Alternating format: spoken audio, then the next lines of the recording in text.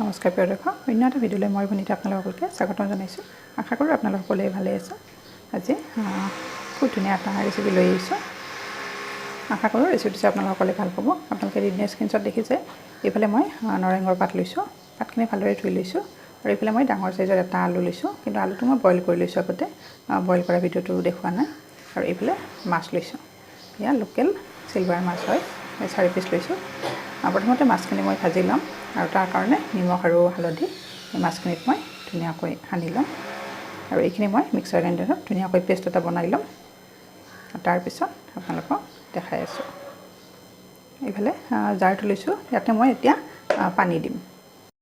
আৰু এইফালে মই কেৰাহী উঠাই দিছোঁ, লোৱা কেৰাহীখন মাছখিনি ফ্ৰাই কৰিবৰ কাৰণে। আৰু মাছখিনিত নিমখ হালধি ধুনীয়াকৈ সানি ল'লোঁ। আৰু এইফালে মই চেকনি এখন দিছোঁ।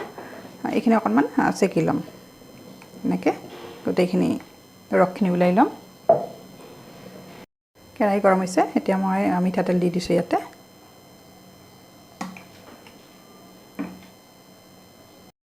তেলখিনি গৰম হৈছে, এতিয়া মই মাছখিনি দি দিছোঁ ইয়াতে।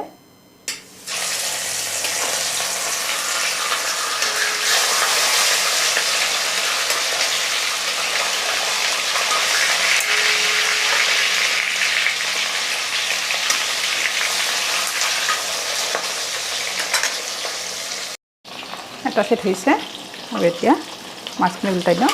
গোটেইখিনি ভিডিঅ' নেদেখাওঁ, যিহেতু মাছ ফ্ৰাই কৰাটো সকলোৱে জানে, নহয় জানো। আৰু মাছটো যিটো ডাঙৰ আছিল সেইকাৰণে অকণমান সৰহকৈ তেল দিব লগা হৈছে।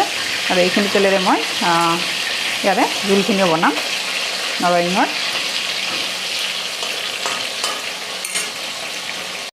আৰু এতিয়া মাছখিনি হৈ গৈছে, এতিয়া মই ইয়াৰ পৰা কাঢ়ি থৈ দিম।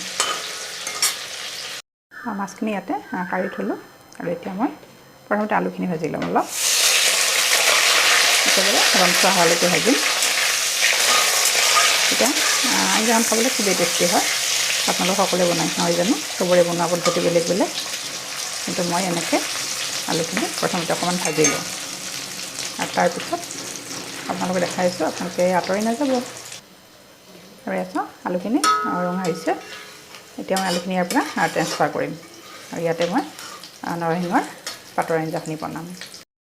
আৰু এতিয়া প্ৰথমতে শুকান জলকীয়া দিছোঁ, এটা দিছোঁ, তেজপাত দিছোঁ, অকণমান লৰাই দিছোঁ আৰু গোটা জিৰা দিছোঁ। এইখিনি প্ৰথমতে অকণমান লৰাই ল'ম। আৰু এতিয়া পিঁয়াজ দি দিছোঁ।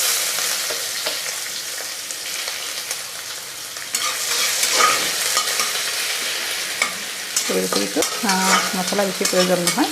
তেতিয়া নৰসিংহ পাতৰ যিখিনি গুণ থাকে সেই গুণখিনি নাইকিয়া হয়। আৰু এতিয়া ইয়াতে মই নহৰুখিনি দিম, লুকি থোৱা।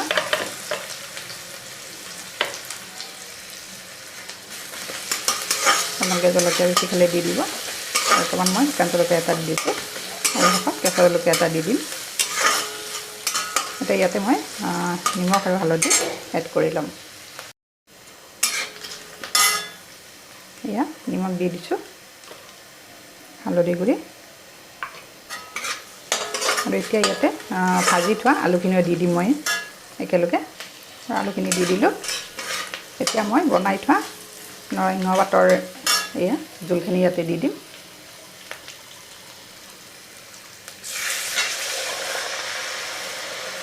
খুব ধুনীয়া এটা গোন্ধ আহিছে বহাই দিয়াৰ লগে লগে। আৰু এতিয়া ইয়াতে মই আদা দিম। আদাখিনি আগতে দিয়া নাই, নহ'লে গোন্ধটো নাইকিয়া হয় আদাৰ। আৰু ইয়াত ধুনীয়াকৈ উতলিব ধৰিছে। আৰু এতিয়া ভাজি থোৱা মাছখিনি আৰু এয়া কেঁচা জলকীয়া এটা দি দিছোঁ আৰু আদাখিনিও দি দিছোঁ।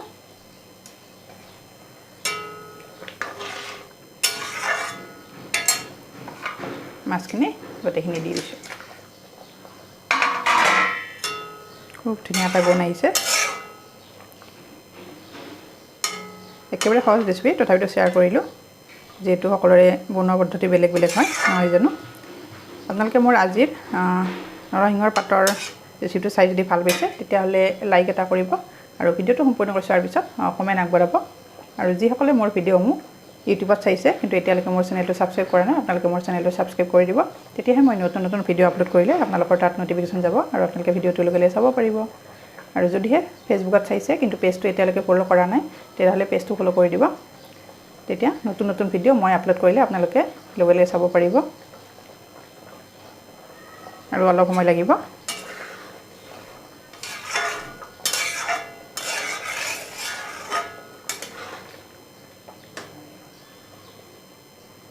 খুব টেষ্টি হয় এই আঞ্জাখন মোৰ মানে খুবেই প্ৰিয় আপোনালোকে কোনে কোনে ভাল পাই জনাবচোন কমেণ্ট বক্সত আৰু মোৰ ভিডিঅ'সমূহ আপোনালোকে কোন কোন ঠাইৰ পৰা চাই আছে ধুনীয়াকৈ জনাই দিব তেতিয়া মোৰো ভাল লাগে আৰু চাওকচোন কিমান ধুনীয়াকৈ উতলিছে মোৰ আঞ্জাখন ইতিমধ্যে হৈ গৈছে দেখিলেই গম পায় কিমান লোভনীয় হৈছে ওচৰৰ পৰা দেখাইছোঁ মোৰ আজিৰ ৰেচিপিটো ইমানতে সামৰণি মাৰিলোঁ আশা কৰোঁ আজিৰ ৰেচিপিটো যে আপোনালোকে সকলোৱে ভাল পাব আৰু যিসকল কিটচেনত ন শিকাৰো তেওঁলোকৰ কাৰণে মোৰ আজিৰ এই ৰেচিপিটো খুবেই প্ৰয়োজনীয় হ'ব এই টিপছটো ফ'ল' কৰি বনাব পাৰিব নতুনসকলে এতিয়া গেছৰ ফ্লেমটো মই অফ কৰি দিছোঁ খুব ধুনীয়া এটা বনাইছে মই দুপৰীয়া সাজত বনাইছোঁ আৰু এনেকুৱা এখন আঞ্জা থাকিলে বেছি সময় ৰ'ব নোৱাৰি নহয় জানো